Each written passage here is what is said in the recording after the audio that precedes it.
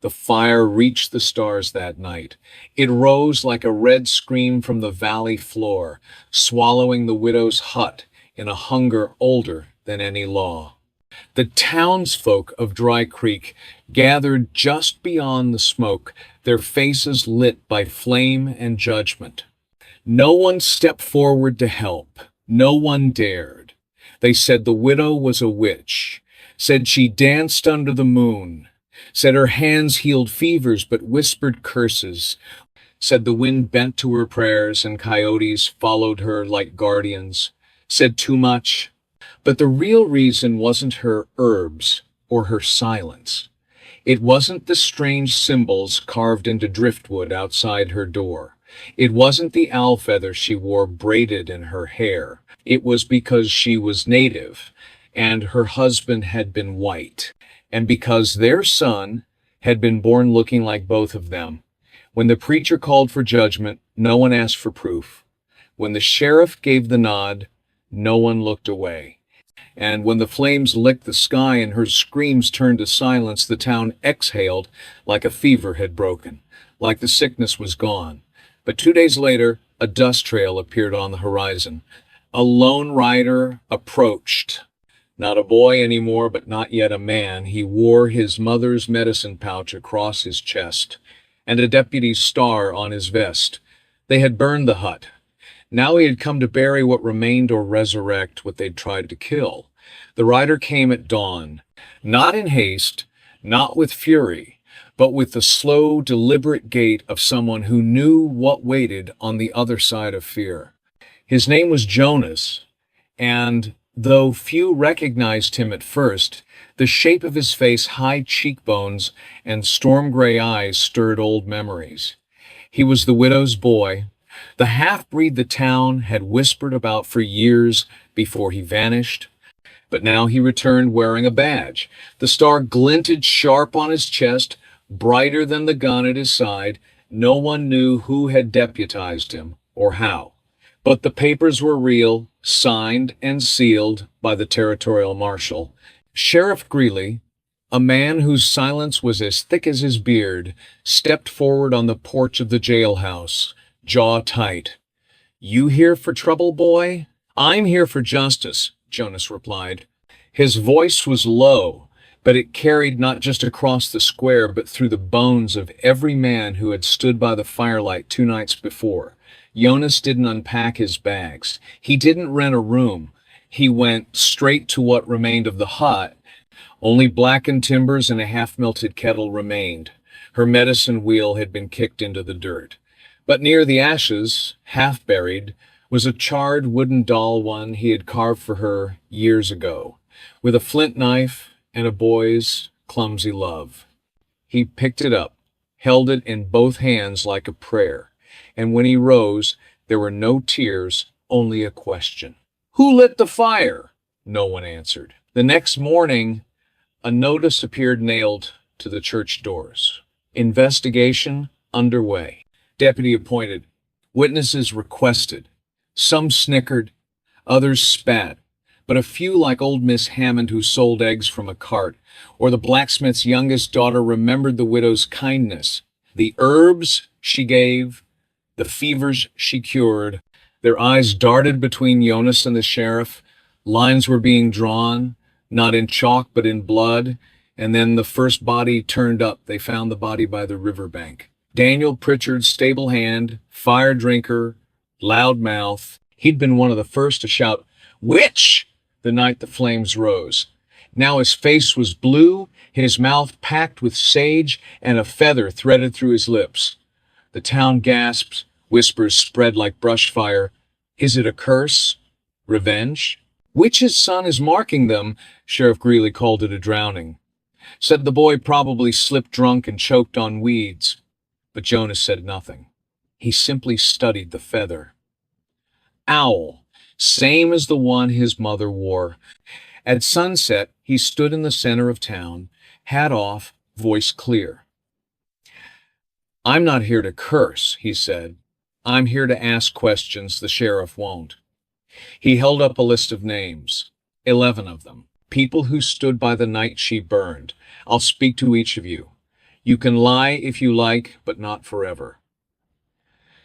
The town was silent. That night, 2 windows were shattered at the boarding house. Someone etched "half-blood out" into Jonas's door with a blade. He didn't flinch. He sharpened his knife on the windowsill and kept writing in a small black notebook. By the fourth day, the blacksmith refused to shoe his horse. The saloon stopped serving him. Only Reverend Collins, who once prayed over Jonas as a child, invited him to speak. But Jonas declined. He had no faith left in men of God. Instead, he found Maggie, the preacher's daughter, once a friend, now a woman whose eyes flinched every time someone said the word witch. "I saw them," she whispered. "Who?" he asked. Her hand trembled as it clutched the edges of her apron. "The ones who started it. It wasn't a crowd, it was 3. They poured the oil, laughed as she screamed. One of them wore a deputy's badge." Jonas went still, his jaw clenched so tight it creaked. His badge, his uniform, used as cover for murder. He nodded. "Thank you, Maggie, but you'll need to say that again, this time in front of the whole town." She paled. "They'll hang me too." "They won't," he said, rising, "because I won't let them." But even as he spoke, he knew. If justice was coming, it would cost blood. The next morning, Maggie was gone. Her bed left unmade, window cracked open, a smear of blood across the floorboards. No note, no trail, just the sudden gaping silence of a missing witness. Jonas searched the woods till dusk, found nothing, but something in him broke. He returned to the town square that night, not as a deputy, not as a diplomat, but as a son. He nailed his badge to the church door. "I came wearing this," he said aloud to no one and everyone, "to speak your language, to follow your rules. But justice doesn't live behind symbols or stars." He turned and faced the jailhouse. "The man who started the fire wore a badge. That means your law is cracked." From the shadows, boots scraped gravel. 3 men stepped into the torchlight, all armed, all familiar. One was the sheriff's cousin, one ran the general store, the third was Deputy Lane, second in command. Lane spat. "You accusing me?" "I'm stating facts," Jonas said. "You were seen." "By who?" Jonas didn't answer. He just drew from his coat a piece of cloth, Maggie's apron, torn and bloodied. "She's missing," he said. "And I know why." Lane's eyes narrowed. "You don't scare me, boy." "You should be scared of the truth," Jonas replied, stepping forward. A crowd had gathered now, quiet, watching, waiting, and just like the night of the fire, no one moved. But one voice broke through. "Tell them, Jonas, it was Miss Hammond. Wrinkled, worn, but eyes sharp. Tell them what your mama was." Jonas looked up. "She was a healer, a mother, a woman who buried 3 of your children and never asked a coin. She gave more than you ever did." The crowd shifted. A murmur. "She prayed for you," he said, "even when you spat at her door. And now she's dead because silence let fire speak." The tension snapped. Lane raised his rifle. Jonas moved faster. Gunshot split the air. Smoke danced in the torchlight. When it cleared, Lane was on the ground, bleeding from the leg. Not dead, but stopped. Jonas stepped over him and turned to the crowd. "Law failed you," he said, "but the truth's still breathing." Sheriff Greeley stood at the edge of the light, hat low. Then finally he spoke. "Deputy Jonas," he said slowly, "you're reinstated." Jonas didn't answer.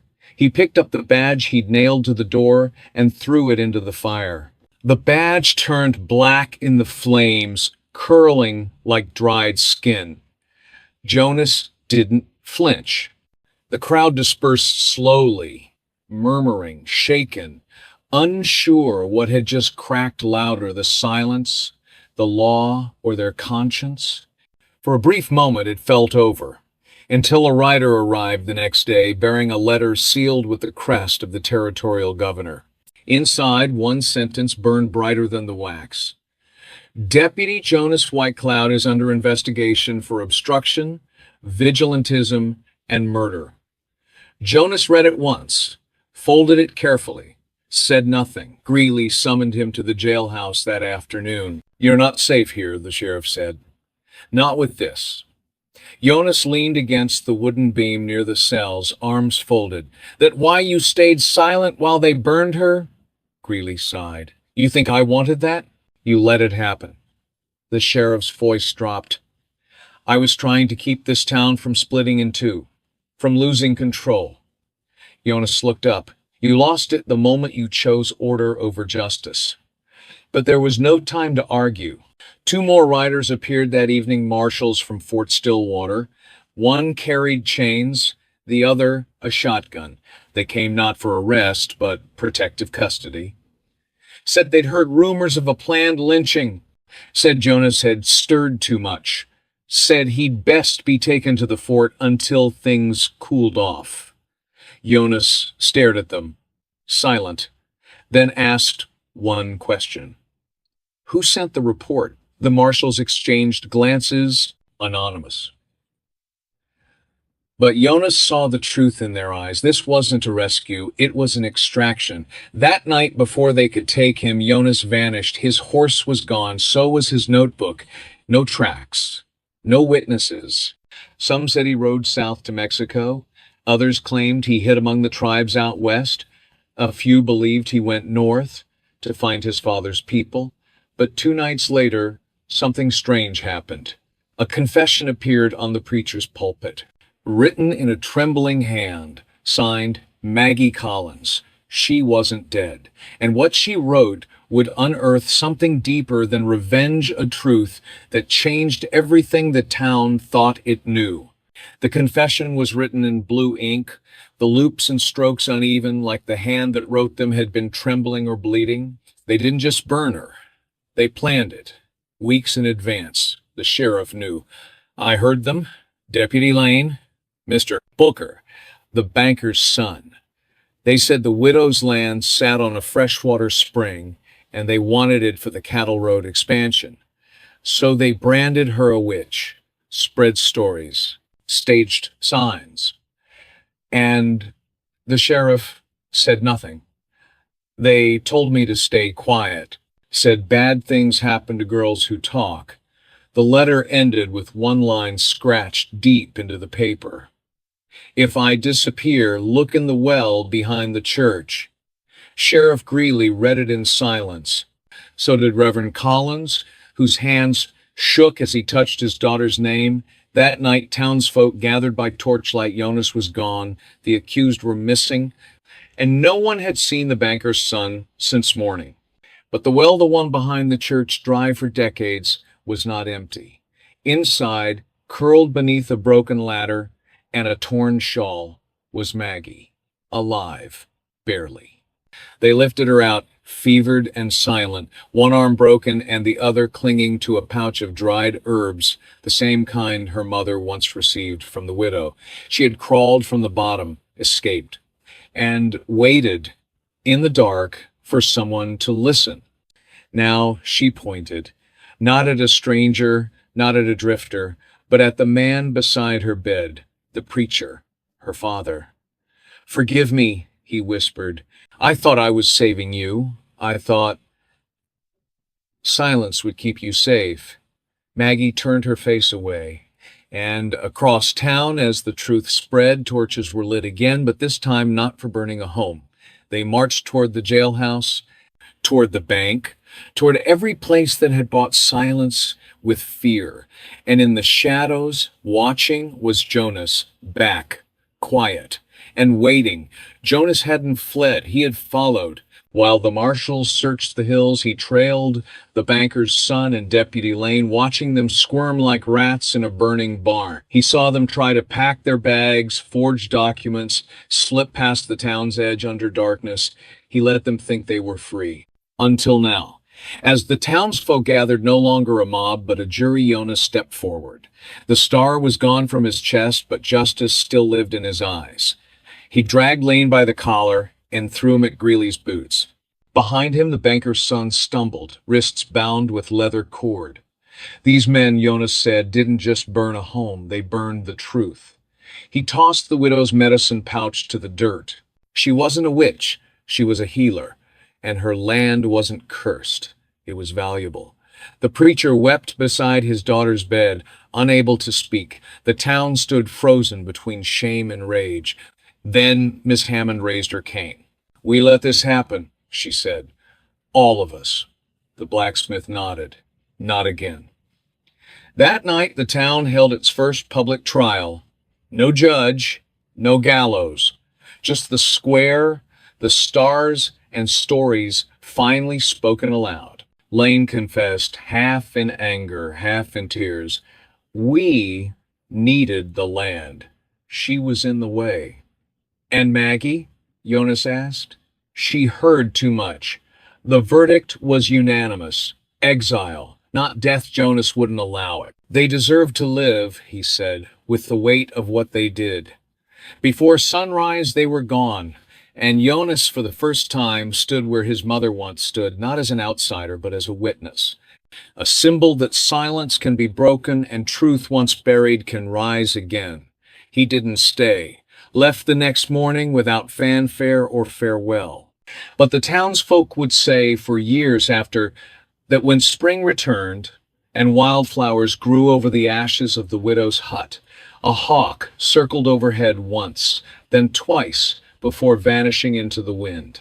And beneath it, someone had etched a message into the stone. "The fire didn't kill her. Your lies did." Weeks passed. The town of Dry Creek, once smothered in superstition and silence, began to stir with new breath. The widow's land, long abandoned and blackened, was left untouched, not claimed, not fenced, not sold. It became something sacred, a place children were taught to respect, not fear. No one rebuilt on that soil. Instead, the townsfolk planted wild sage and sunflowers, both of which the widow had once tended with her hands. By summer's end, the ashes had bloomed. Sheriff Greeley, worn and quieter than before, stepped down from his post. He said little during his final announcement, but his eyes lingered on the church steps, the same place where Jonas had once nailed his badge in defiance. The town elected Nadine Hammond as interim lawkeeper.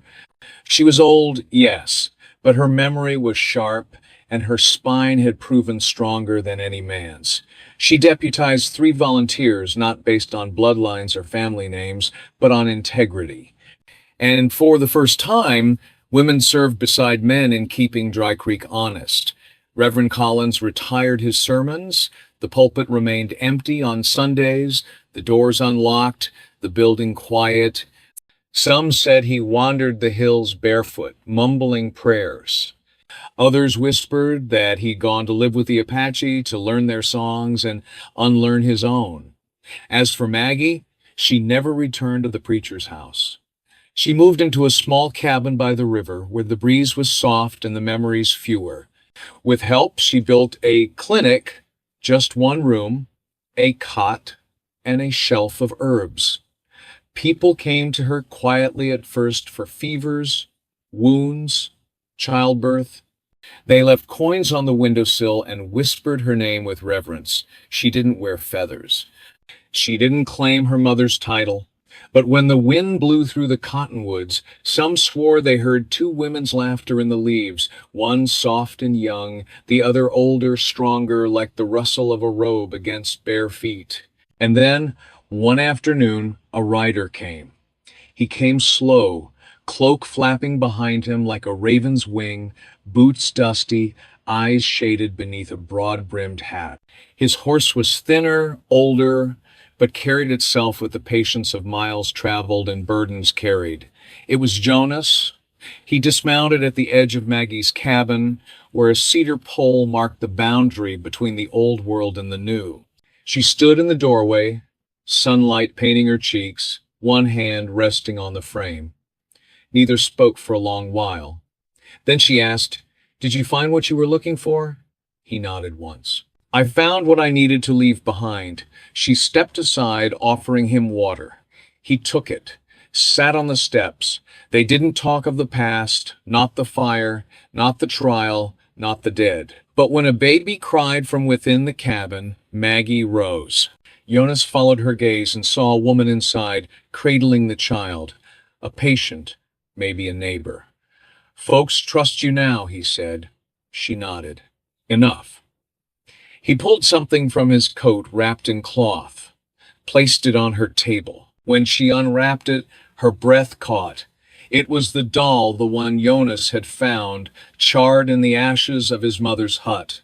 Now cleaned, repaired, the wood was darkened, scorched still in places, but its eyes had been recarved and its arms bound with new thread.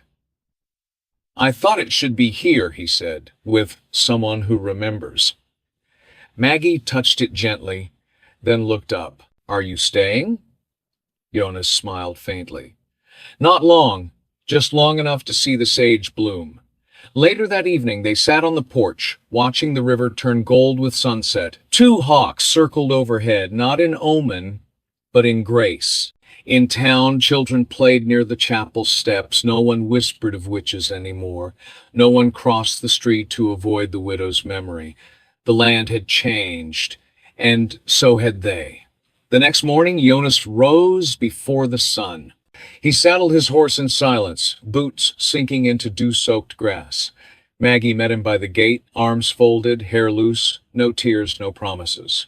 Only a long look, the kind that holds more than words ever could. He offered her a folded paper. She didn't open it, just nodded. He turned to mount, then paused. "You ever think about what justice really is?" he asked. She tilted her head. "It's not revenge," he said, "not punishment. It's memory, remembering the truth and living like it matters." With that, he rode. Past the flowering sage, past the church bell that hadn't tolled since the fire, past the graves of those who had been feared or forgotten. He didn't look back, not because he didn't care, but because he finally could. As he disappeared beyond the ridge, wind picked up across the valley.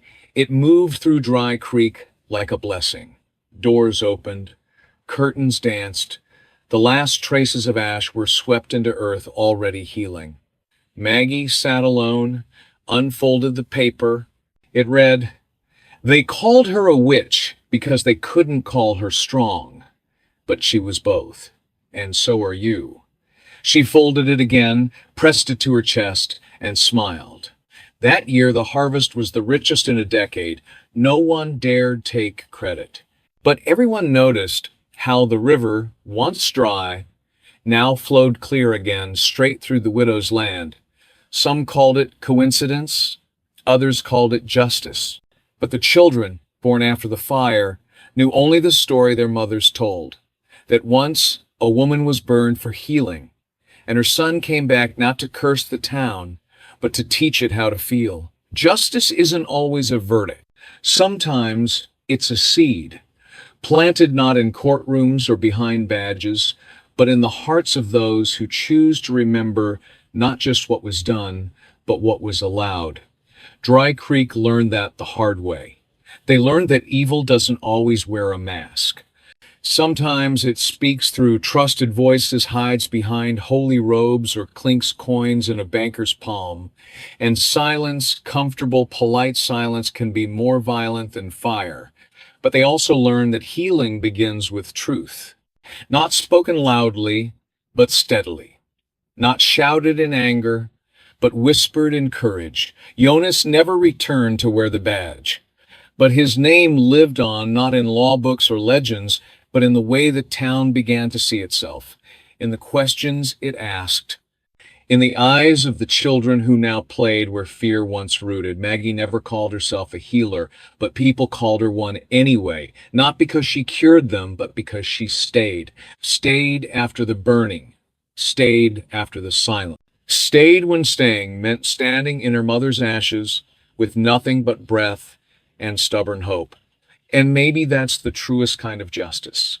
Not revenge, not retribution, but rising again with open hands when the world expects clenched fists. Some stories end in triumph, others in tragedy, but the ones that stay with us the longest end in truth. And the truth is this: the fire that burned the widow's hut did not end her legacy. It revealed the shape of the town's soul, showed them what they'd become and what they still could be. Because a community isn't just who it punishes, it's who it protects. And sometimes the ones they once feared, the ones cast out, branded as strange, cursed, or other, are the very people sent to save them. Not with sermons, not with guns, but with memory and the courage to name what others keep buried. So if you ever ride through a place like Dry Creek, where the fields now bloom and the river sings again, pause by the old fence line. You might see a single hawk overhead. You might feel the wind shift, and you might hear a name not shouted, not carved in stone, but held quietly in the roots beneath your feet. Jonas, a boy who became a man not through war, but through witness. A son who returned not to take vengeance, but to remind them what they had forgotten, that dignity is not a gift the town bestows. It's something no fire can burn away.